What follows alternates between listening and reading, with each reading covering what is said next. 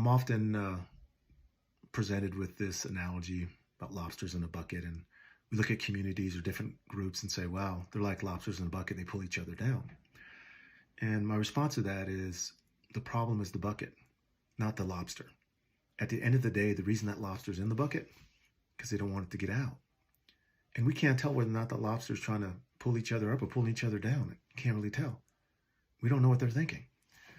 So we need to think about, what's the bucket? What's the environment we've created for people? Instead of saying to people, why are you crossing the border? We should say, why would you risk your life to cross the border?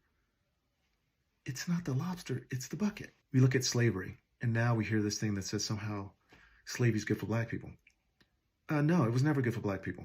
And in fact, you didn't need those skills unless you were a slave. But it's also naive in the sense of assuming black people had no skills when they got here. Everyone in the world is domesticating animals, cultivating crops. Black people are doing that too. That's what you had to do to survive. And to then make someone a slave and go, see, we taught you this, is at best stupid. So slavery didn't teach black people anything other than abuse. It's not the lobster, it's the bucket. We need to appreciate that. I'm Jason, and this is Jason's Angle.